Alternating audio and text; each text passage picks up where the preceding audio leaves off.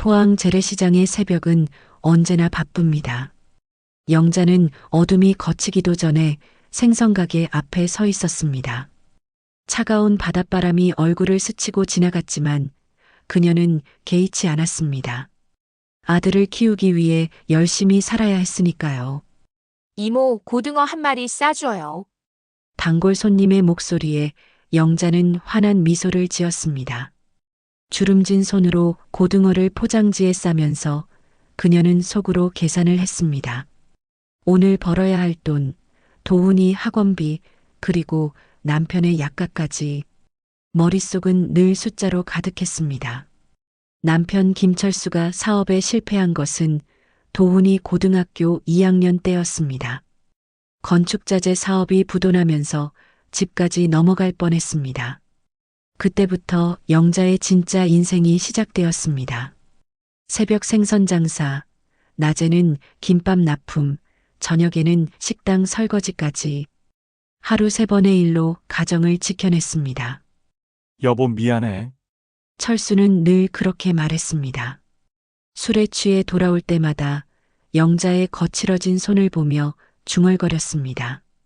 하지만 영자는 대답하지 않았습니다. 미안하다는 말로 현실이 바뀌지는 않았으니까요.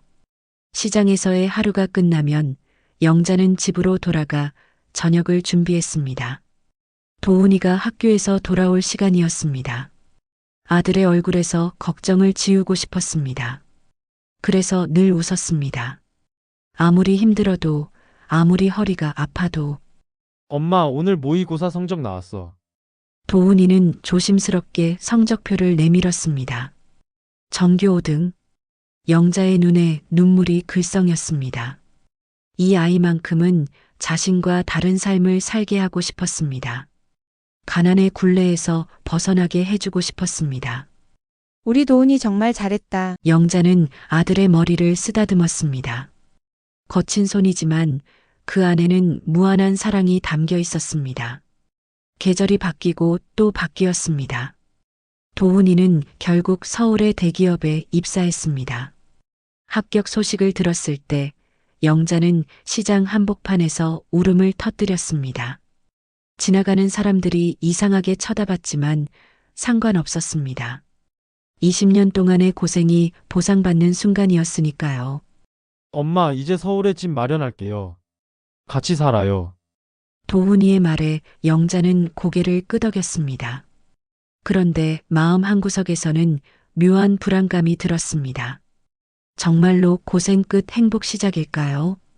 철수가 세상을 떠난 것은 도훈이 결혼 발표를 한 직후였습니다. 오랜 지병이었던 강경화가 악화된 것이었습니다. 마지막 순간까지 철수는 영자의 손을 잡고 중얼거렸습니다. 여보, 미안해. 고마웠어. 그제서야 영자는 남편을 용서할 수 있었습니다. 사업 실패도 술주정도 모든 것을 이해할 수 있었습니다. 사람은 누구나 자신만의 무게를 견디며 산다는 것을 알았으니까요. 장례를 치른 후 영자는 포항의 작은 집을 정리했습니다. 도훈이와 며느리 지연이가 서울 아파트로 이사 오라고 했습니다. 새로운 시작이라고 했습니다. 영자는 짐을 꾸리며 생각했습니다. 이제 정말 편하게 살 수 있을까요? KTX에서 창밖을 바라보는 영자의 얼굴에는 기대와 걱정이 교차했습니다. 서울 생활은 어떨까요? 며느리와는 잘 지낼 수 있을까요? 손자와는 친해질 수 있을까요? 기차는 서울을 향해 달려갔습니다. 영자도 모르게 가슴이 두근거렸습니다. 새로운 인생의 막이 오르고 있었으니까요. 하지만 그녀는 아직 몰랐습니다. 진짜 시련은 이제부터 시작이라는 것을. 서울 아파트에 도착한 첫날, 영자는 조심스럽게 현관문을 열었습니다. 32평 아파트는 포항의 작은 집보다 훨씬 컸습니다. 깨끗하게 정리된 거실, 최신식 주방, 넓은 안방까지 모든 것이 새로웠습니다. 어머니, 오셨네요. 며느리 지연이 나와서 인사했습니다. 정중하지만 어딘가 형식적인 목소리였습니다. 영자는 작은 가방을 들고 어색하게 서 있었습니다. 고생 많으셨어요. 방은 저쪽 작은 방으로 준비해뒀어요. 지연이 가리킨 곳은 베란다 옆 6평 남짓한 방이었습니다.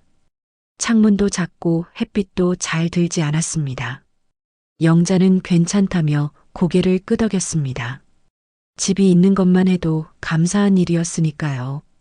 첫 주는 조용히 지나갔습니다. 영자는 최대한 눈치를 보며 생활했습니다. 아침에는 늦게 일어나고 저녁에는 일찍 방에 들어갔습니다. 하지만 점점 이상한 기류를 느꼈습니다. 어머니, 내일부터 준우 도시락 좀 부탁드려도 될까요? 둘째 주 일요일 저녁, 지연이 조심스럽게 말을 꺼냈습니다. 준우는 초등학교 3학년인 손자였습니다. 영자는 당연하다며 대답했습니다. 그럼. 손자 도시락 싸는 게 얼마나 기쁜 일인데. 그렇게 도시락 만들기가 시작되었습니다. 새벽에 일찍 일어나 김밥을 말고 계란말이를 부쳐서 예쁘게 담았습니다. 준우가 맛있게 먹는다는 소식을 들을 때마다 뿌듯했습니다.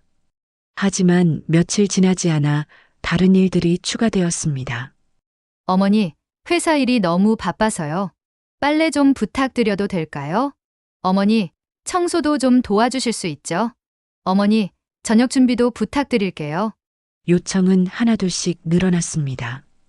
영자는 거절할 이유가 없었습니다. 가족이니까요. 도움이 되고 싶었으니까요. 한 달이 지나자 영자의 하루 일과가 완전히 정해졌습니다. 새벽 6시 기상에서 도시락 준비, 7시에 준우 등교 준비 도움, 오전에는 청소와 빨래, 오후에는 장보기와 저녁 준비. 밤 10시가 되어서야 자신의 시간을 가질 수 있었습니다. 처음에는 괜찮았습니다. 바쁘게 사는 것이 익숙했으니까요. 하지만 점점 몸이 말을 듣지 않았습니다. 특히 허리가 심하게 아팠습니다. 포항에서 20년간 무리했던 것이 나이와 함께 찾아온 것 같았습니다. 도훈아, 엄마 허리가 너무 아픈데 병원에 좀 가봐야겠어. 어느 날 저녁 영자는 조심스럽게 말을 꺼냈습니다. 도훈이는 TV를 보던 시선을 돌리지도 않고 대답했습니다. 엄마, 요즘 회사 일이 너무 바빠서요.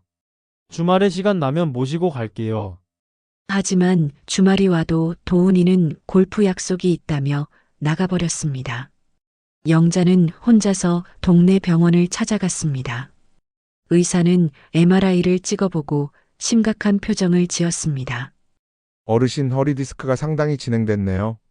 수술을 고려해 보셔야겠어요. 수술이요? 영자는 깜짝 놀랐습니다.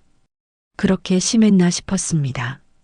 네, 지금 상태로는 일상생활에 지장이 많으실 거예요. 빨리 결정하시는 게 좋겠어요.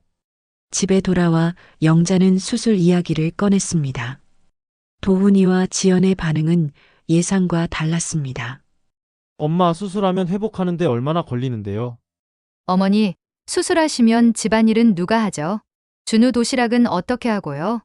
그들의 관심은 영자의 건강이 아니었습니다. 집안일이 걱정이었습니다. 영자는 가슴이 답답해졌습니다. 그냥 좀 더 버텨볼게. 약 먹으면서. 영자는 결국 수술을 포기했습니다. 가족에게 불편을 끼치고 싶지 않았으니까요. 시간이 지날수록 상황은 더 어려워졌습니다. 허리는 계속 아팠지만 일은 줄지 않았습니다. 오히려 늘어났습니다. 준우의 학원 픽업, 도훈이 와이셔츠 다림질, 지연이 친구들 초대 준비까지. 어느 날 아침 영자는 도시락을 싸다가 주저앉았습니다. 허리가 너무 아파서 일어날 수가 없었습니다. 어머니, 괜찮으세요? 지연이 부엌으로 와서 물었습니다. 미안, 괜찮다. 허리가 좀. 어머니, 그래도 도시락은 싸주셔야죠. 준우가 기다리는데요.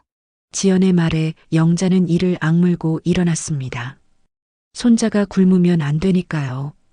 그날 밤 영자는 방에 누워 생각했습니다. 정말로 가족일까요? 자신은 이 집에서 무엇일까요? 사랑받는 어머니일까요? 아니면 그냥 편리한 가정부일까요? 창밖으로 서울의 불빛이 반짝였습니다. 영자의 마음속에도 작은 의문이 자라나고 있었습니다. 이대로 계속 살아도 되는 걸까요? 복도에서 도훈이와 지연이 나누는 대화가 들려왔습니다. 여보, 우리 엄마 덕분에 정말 편해졌네. 맞아. 가사 도우미 쓸 돈도 아끼고 준우도 잘 봐주시고. 그러게. 우리 복 많이 받은 거야. 영자는 이불을 머리까지 뒤집어 썼습니다. 복이라고 했습니다. 자신이 복이라고 했습니다. 사람이 아니라 복이라고 했습니다. 그날 밤 영자는 잠을 이루지 못했습니다. 가슴 속에서 무언가 꿈틀거리고 있었습니다. 분노도 서러움도 아닌 묘한 감정이었습니다. 아마도 깨달음이었을 것입니다.